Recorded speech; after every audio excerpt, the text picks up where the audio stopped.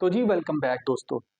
अगर दोस्तों आप लोग जो है वो 90s किड हैं या आप लोग उससे पहले के हैं या बेशक आप बाद के भी हैं और पाकिस्तान की जो पॉलिटिक्स है, पाकिस्तान की जो न्यूज़ है या ग्लोबल न्यूज़ के ऊपर आप लोग नज़र रखते हैं या आपको 9/11 का पता है जो कि 2000 में वर्ल्ड ट्रेड सेंटर के ऊपर एक इंसिडेंट हुआ था अमेरिका के अंदर। अगर आपको इन चीज़ों का पता है तो आपको डैनियल पर्ल का नाम भी ज़रूर पता होगा। डैनियल पर्ल कौन बंदा था?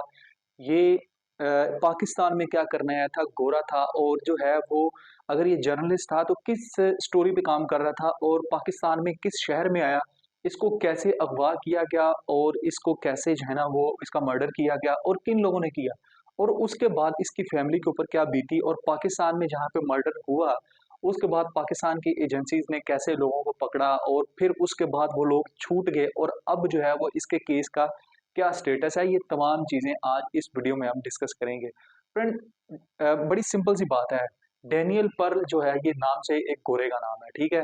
ये जो है वो अमेरिका में पैदा हुआ और ये अमेरिका की एक बहुत बड़ा जो मीडिया सेंटर है या मीडिया हाउस है वॉल स्ट्रीट जर्नल, उसके साथ ये काम करता था, उसके साथ ये लिंक था, उनका सहाफ़ी था या जर्नलिस्ट था, ठीक है? और ये मुख्तलिफ स्टोरीज़ के ऊपर काम करता था और अभी भी पाकिस्तान के अंदर बहुत सारे सहाफ़ी हैं जो कि इंटरनेशनल मीडिया हाउस के कॉरेस्पॉन्डेंट है, यहाँ पे न्यूज़ कवरेज करते हैं। पाकिस्तान के अंदर जो भी हैपनिंग होती है वो यहाँ पे कवरेज करते हैं। तो इसी तरह ये जो डैनियल पर्ल था ये कराची के अंदर आया क्योंकि ये उस टाइम हेड था उन जर्नलिस्ट का जो कि साउथ एशिया को जो रीजन है उसको कवर करते थे वॉल स्ट्रीट जर्नल के लिए। ठीक हो गया, WSJ। अब ये जो वॉल स्ट्रीट जर्नल है इसने इसकी ड्यूटी लगाई कि आप लोग जो है वो स्टोरी कवर करो जाके पाकिस्तान का शहर जो है कराची उसके अंदर। और वो जो स्टोरी है वो कवर क्या करनी थी, वो ये कवर करनी थी कि अमेरिका में 2001 के अंदर एक बहुत बड़ा मिसहैप हुआ जिसके अंदर तकरीबन 90,000 लोग जो है ना वो मर गए उसके अंदर, जिसमें 19 लोगों ने जो 4 जहाज थे वो हाईजैक किए अमेरिका के और अमेरिका का वर्ल्ड ट्रेड सेंटर के अंदर जाके मार दिया और तबाह कर दिया। ये उस दिन हुआ वाकया 9/11, इसको वाकये के नाम से याद करते हैं 2001 में। उस टाइम प्रेसिडेंट जॉर्ज बुश जो है वो अमेरिका के प्रेसिडेंट थे, ठीक हो गया, और परवेज मुशर्रफ हमारे सदर थे। तो जब ये हो गया तो उसके बाद अब ये जो वाकया हुआ था आपको पता है ये अलकायदा ने किया था। अलकायदा के ये एक बंदे ने नहीं काम किया, इसके साथ मुख्तलिफ ग्रुप्स थे। तो उन ग्रुप्स की कवरेज के लिए, उन ग्रुप्स की स्टोरीज को खरीदने के लिए ये बंदा 2002 में पाकिस्तान के अंदर आया, ठीक है, और स्टोरी कवर करने आया क्योंकि ये हेड था उस टाइम वॉल स्ट्रीट जर्नल का साउथ एशियन जर्नलिस्ट के लिए और साउथ एशिया में ये स्टोरीज कवर करता था, तो ये वहां पे आया। अब जब ये आया 2002 में कराची के अंदर, इसने मुख्तलिफ लोगों से मिला और जब ये मुख्तलिफ लोगों से मिलने लगा तो इसकी मुलाकात जो है वो मुख्तलिफ ऐसे ग्रुप से हुई, ऐसे लोगों से हुई जो कि अलकायदा का जिनके साथ अटैचमेंट था।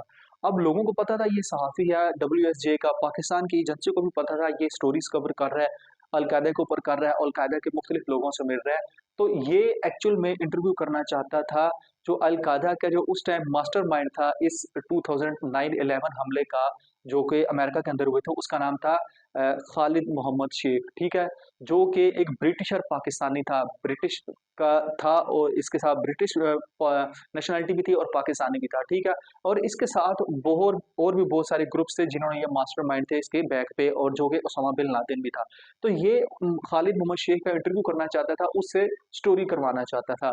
तो मुख्तलिफ किस्म की इसने फ़िल्में कवर की और बहुत जो है ना वो स्टोरियाँ इसने कवर की। तो एंड पे जब इसका राब्ता नहीं हो रहा था तो इसे एक बंदा मिला कराची के अंदर, बशीर नाम का, जिसने इसको झांसा दिया और इसने कहा कि मेरे पास एक बंदा है, उसका नाम है शेख मोहम्मद गिलानी, मैं इसके थ्रू आपको जो खालिद मोहम्मद शेख है उसके साथ मिलवाऊंगा और वहां से जो है ना वो आपका इंटरव्यू करवाऊंगा। तो अब ये जो है ना जर्नलिस्ट जो होता है वो तो अपनी सहाफ़ती जिम्मेदारियां पूरी कर रहा होता है, इसको फ़ोन कॉल आई और ये अगले दिन चला गया।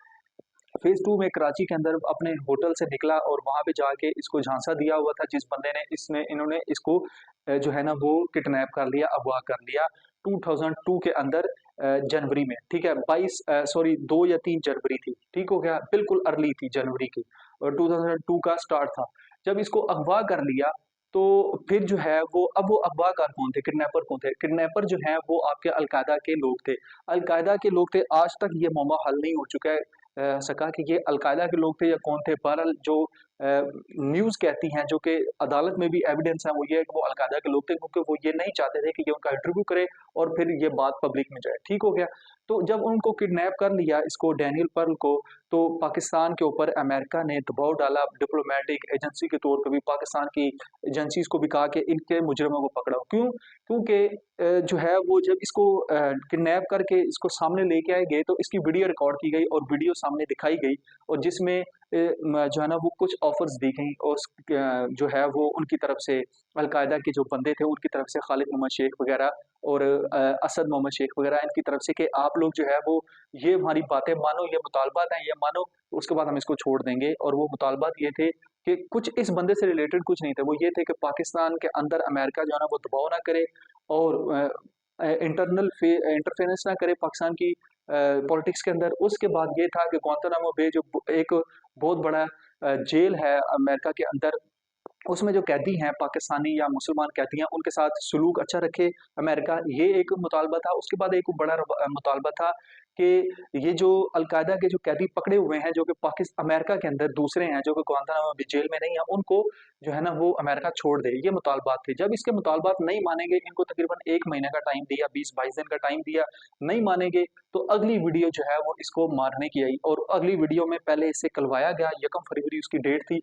तो इसीलिए हर 1 फरवरी को जो है ना वो न्यूज़ में इसका नाम ज़रूर आया होता है डैनियल पर्ल का।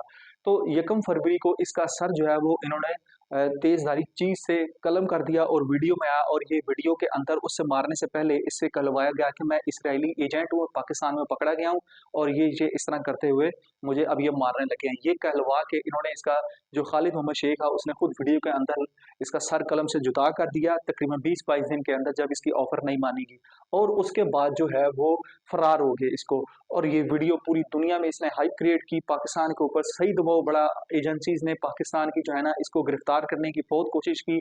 आखिर ये 2003 में पूरे 1 साल बाद जो है ना ये बंदा गिरफ्तार हो गया। और खालिद मोहम्मद शेख की बात कर रहा हूँ, रावलपिंडी से सीआईए और जो आईएसआई है, इन्होंने इकट्ठा ऑपरेशन किया, और रावलपिंडी के एक जो इसके साथ बाकी लोग थे उनके साथ इसको भी जो है ना वो अरेस्ट कर लिया पाकिस्तान की एजेंसीज ने।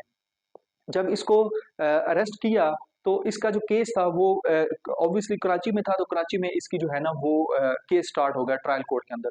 ट्रायल कोर्ट के अंदर केस स्टार्ट हुआ, इसको पकड़ा गया, मुजरिमों को सामने पेश किया गया। तो अदालत ने इन समेत जो 3 मुजरिम थे इनको आप ये कह लें कि उम्र कैद की या सजाए मौत की, इनको आप ये कह सकते हैं कि सजा दे दी, ठीक है। और जब सजा होगी तो अब वो डेफिनेटली वो अलकायदा का मास्टरमाइंड था 9/11 का, तो इसलिए ये कहती है अमेरिका का दबाव बढ़ा कि ये बंदा हमें दिया जाए। तो 2003 में इसको पकड़ा था, 2006 में ये सजा काट रहा था पाकिस्तान के अंदर ही कराची में, तो इसको जो है ना हाई सिक्योरिटी जेल में रखा हुआ था। तो पाकिस्तान ने एजेंसी ने इसको जो है ना वो अफगानिस्तान भेज दिया, और अमेरिका इसको ले गया अफगानिस्तान 2006 में। 2006 में जब अफगानिस्तान लेके गया, 2 साल वहाँ पे ये जेल में रहा, इसको अपने बगराम एयरबेस पे रखा। 2008 में खालिद मोहम्मद शेख को इन्होंने जो है वो अफगानिस्तान से ट्रांसफर किया अमेरिका के अंदर, और आज भी वो गुआंतानामो जेल में अपनी जेल काट रहा है। अब ये बंदा कौन था? ये बंदा ये था डैनियल पर्ल जो है। इसके केस के बारे में अगर आपको मज़ीद बताऊँ, तो डैनियल पर्ल एक्चुअल में एक बंदे की स्टोरी करना चाहता है, और वो उस बंदे का नाम था, वो भी ब्रिटिशर था, लेकिन न्यू मुसलमान हुआ था, उसका नाम था रिचर्ड रीड। ये एक्चुअल में जो बंदा था 1998 में अफ़गानिस्तान गया था, जब 2001 से पहले वहाँ पे जाके अफ़गानियों से मिला और मुसलमान हो गया। रिचर्ड नीम इस बंदे का नाम था, और ये ब्रिटिशर था। इसका वो इंटरव्यू करना चाहता था, और वो इस टाइम पाकिस्तान में छुपा था, लेकिन बाद में उसको भी जो है ना इस तरह पकड़ा कि पाकिस्तानियों ने और एजेंसी ने, अमेरिकन एजेंसीज ने, पाकिस्तानी एजेंसीज ने, कि ये जो है वो इसने एक जहाज को हाईजैक किया, और उस अमेरिकन जहाज था, और उसके अंदर जो है वो इसने बॉम्ब के शू के अंदर बॉम्ब जो है ना छुपाया हुआ था, इसलिए इस रिचर्ड रीड को शू बॉम्बर भी कहा जाता है। तो ये इसका इंटरव्यू भी करना चाहता था डैनियल पर्ल। तो इस केस का इसके साथ भी ताल्लुक है। इसको भी बाद में पकड़ा, खालिद मोहम्मद शेख को भी बाद में पकड़ा, और ये जो रिचर्ड रीड है इस टाइम वो भी अमेरिका की जो जेल है एडेक्स फ्लोरेंस, उसके अंदर हाई सिक्योरिटी जेल के अंदर ये सजा काट रहा है। इसका भी जब इसको जहाज के अंदर इसको हाईजैक किया गया, इस बंदे ने जहाज हाईजैक किया, तो लोगों ने देखा इसके शू के अंदर बम था और ये फाड़ने लगा ना बम, तो लोगों ने इसको फ़ौरन से दबोच लिया, पकड़ लिया और जहाज़ सेफ़ली नीचे उतरा और उसके बाद इसको अमेरिका के हवाले किया गया, क्योंकि इसके ऊपर पहले से ही मास्टरमाइंड का धब्बा लगा हुआ था, जो कि इसने 9/11 के साथ मिलके खालिद मोहम्मद शेख के साथ मिलके 9/11 करवाया था अमेरिका के अंदर। तो इस टाइम खालिद मोहम्मद शेख जो है ना वो गुआंतानामो जेल में है और रिचर्ड रीड जो है वो इस टाइम आपका एडेक्स फ्लोरेंस की जो जेल है उसके अंदर सजा काट रहे हैं दोनों। लेकिन अभी तक सजा ही जो है ना उनको नहीं मिली है, अभी तक उनका केस चल रहा है। डैनियल पर्ल के केस की बात करें तो ट्रायल कोर्ट ने इन दोनों को सजाएं दे दी और जो इनके साथ 3 बंदे थे उनको भी सजाएं दी। लेकिन वो केस चलता रहा, चलता रहा, चलता रहा, क्योंकि जो इसकी फैमिली थी डैनियल पर्ल की और अमेरिका, वो ये चाहते थे कि इसको जो सजाएं हुई हैं वो कम हुई हैं, पाकिस्तानी कोर्ट इसको और सजा दे। तो ये कोर्ट जो है ना अपील गई इनकी तरफ से पाकिस्तान की गवर्नमेंट की तरफ से सिंध हाई कोर्ट में। Sindh high court apex court है एक किस्म की, उसने जो है ना इन सारे केस को चलाया और 2020 में 2003 से केस चला हुआ है टू 2020 में 17 साल बाद इसने इन सब मुजरमों को आज़ाद कर दिया, बरी कर दिया। इवन के खालिद मोहम्मद शेख जो उस टाइम अमेरिका के पास था उसको भी आज़ाद कर दिया। क्यों आज़ाद किया? वो इसलिए किया कि वो कहती है कि 20 साल हो गए हैं, तकरीबन 17 साल, अब तो अगर इसको उम्र कैद भी दी जाए तो मुजरिम जो है वो सजा अपनी पूरी कर चुके हैं। जो 3 मुजरिम थे 2021 में उनको रिहा कर दिया गया, एक्विट हो गए वहां से, ठीक है, इस केस से डैनियल पर्ल से। और जो खालिद मोहम्मद शेख था उसको तो ऑब्वियसली पहले से ही अमेरिका ने पकड़ा हुआ था।